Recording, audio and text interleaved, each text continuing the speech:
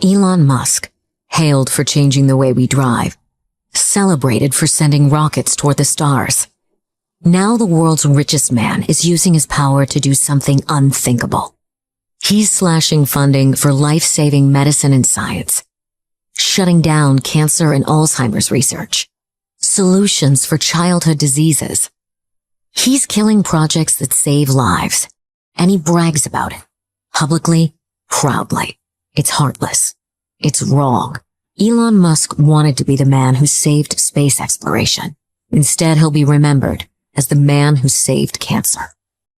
Welcome to the Ken Harbaugh Show. My guest today is Stuart Stevens, a former high-level Republican operative and the co-founder of the Lincoln Project.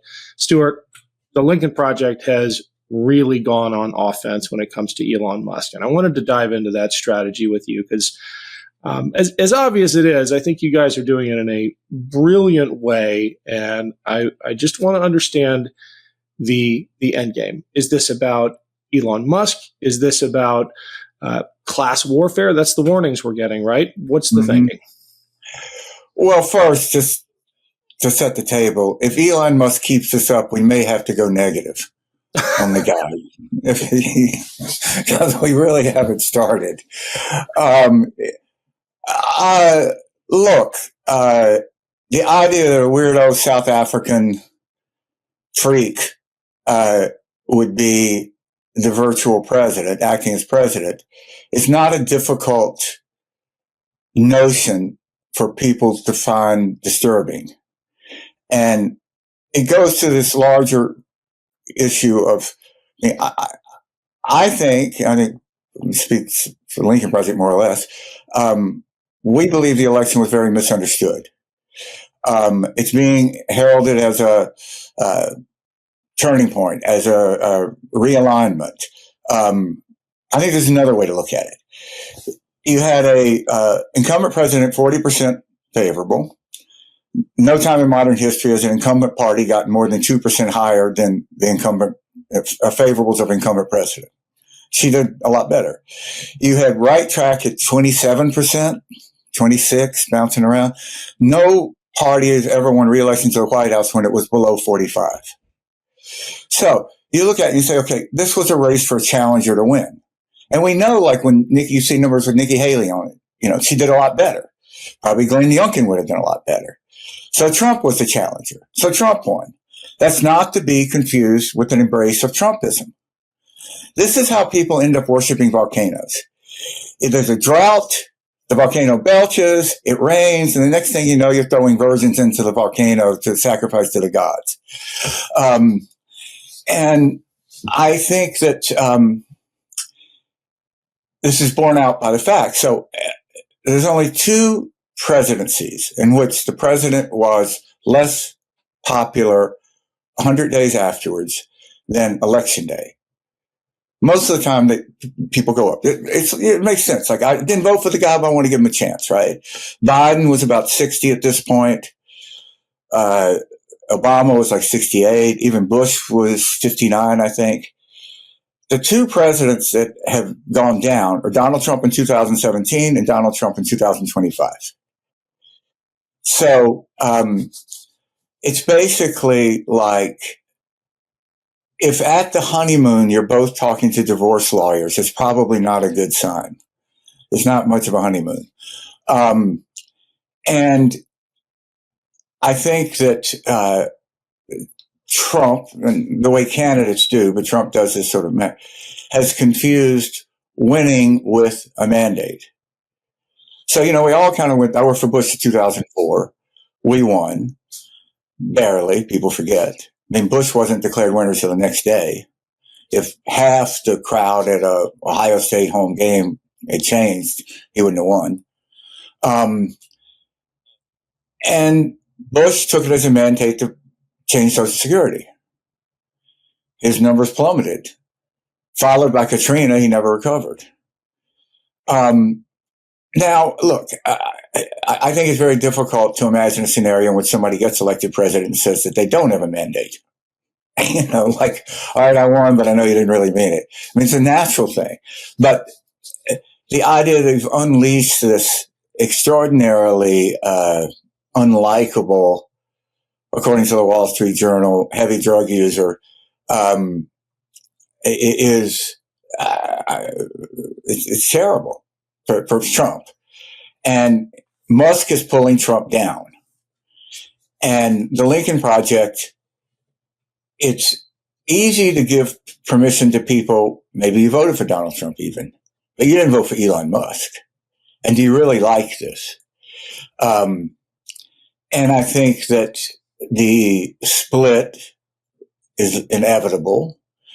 And when it happens, it will do much to disrupt and slow the advance of Trumpism. So that's the thinking. How do you thread? Plus, it's fun.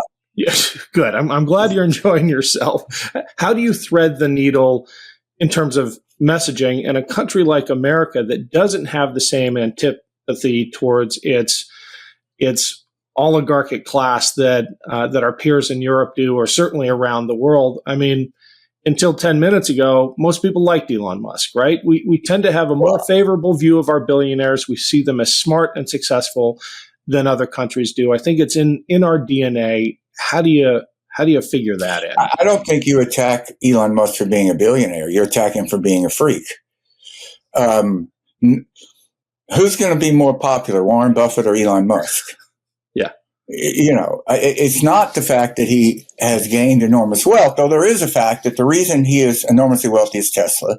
The reason Tesla is successful are carbon credits and EV rebates.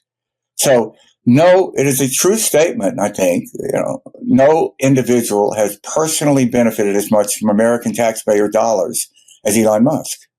Have you heard about senolytics yet? It's a class of ingredients discovered less than 10 years ago, and they're being called one of the biggest discoveries of our time for promoting healthy aging. Let's be honest, the aging process is not our friend when it comes to energy and productivity. I'm feeling a lot more aches and pains these days because as we age, everyone accumulates senescent cells in their body. These cause symptoms of aging like aches and discomfort, slow workout recoveries, sluggish mental and physical energy associated with that middle age feeling, also known as zombie cells.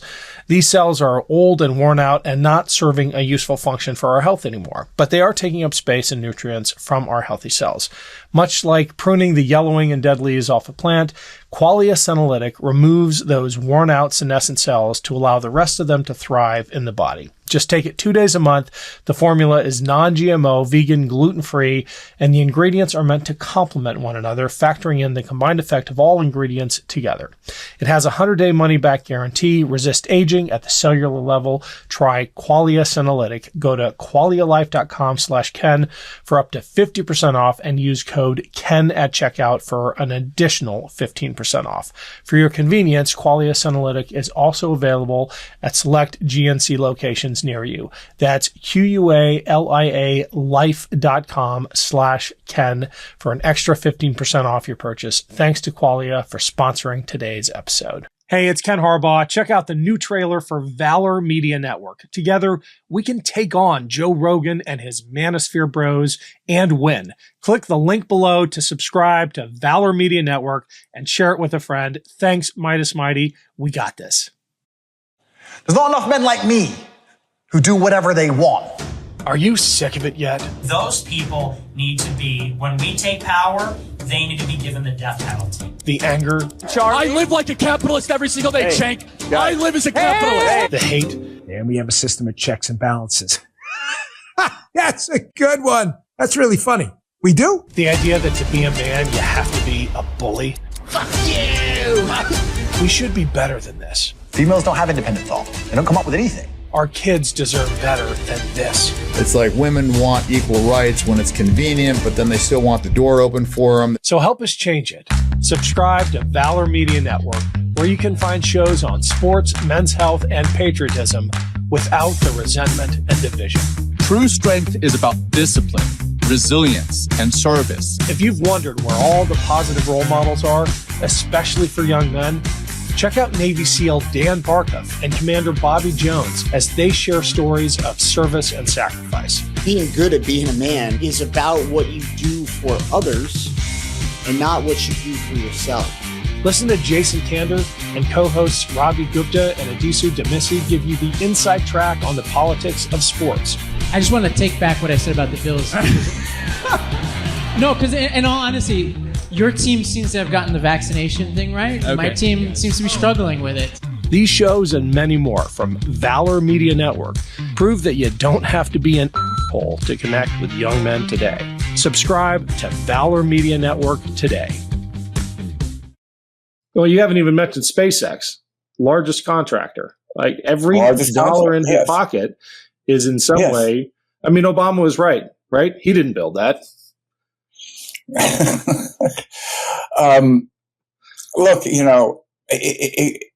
if everybody hasn't read, and probably most hadn't, I only read it when I wrote this last book, there is a fascinating biography of Peter Thiel called The Contrarian. And, he's not written about a lot because he's so litigious, closed down Gawker. But this is a very it's fascinating book, vastly amusing. And it tells the story of how Peter Thiel, these two weirdos, Peter Thiel born in Germany but raised in South Africa, and Elon Musk, a South African, ended up in the same office building, both having made a little money, and both working on a variation of what would become PayPal. And Elon Musk, someone on his small office staff, finds the business plan for PayPal in the dumpster behind the building. And they literally were there and did not know both were working on the same thing. So according to this, Musk basically muscles his way with Peter Thiel, like, I can blow this up or we can work together. So they decided to work together. They launched PayPal. Now, PayPal was basically a vehicle for pornography and drugs. And when they finally hired serious people to work for PayPal,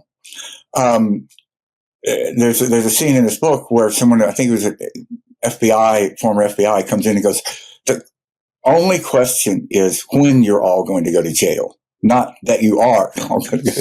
Because it was basically constructed by conceit to be a bank to get around banking regulations. So, Peter Thiel was at Stanford, and he wrote this book with David Sachs called The Diversity Myth, in which, among other extraordinary things, they classify campus rape reported by women as could be just belated regret. So you have these two misogynist, Sachs is a South African, and they were very involved in the Stanford Review, which was, as sort of was in vogue at that time, a conservative publication like the Dartmouth Review, where a bunch of people came out of. He started PayPal. He brought a lot of these people over from the Stanford Review into PayPal.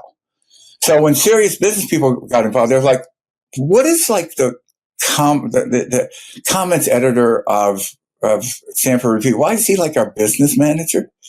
But they all became really, really wealthy. So it's sort of a social experiment. Well, if you took a bunch of weirdos putting out this misogynist magazine that talked about belated regret for rape and gave them lots of money, what would be the social impact? Well, it's pretty bad. I could make a case that the accidental wealth of PayPal has done more to rip apart the American social fabric than the accidental wealth of cocaine did in Colombia. Hey, it's Ken Harbaugh. That was part 1 of my interview with Stuart Stevens, co-founder of the Lincoln Project. I cannot wait to share part 2 with you, out tomorrow. Stay tuned. Can't get enough Meidas? Check out the Meidas Plus Substack for ad-free articles, reports, podcasts, daily recaps from Ron Filipkowski, and more. Sign up for free now at MeidasPlus.com.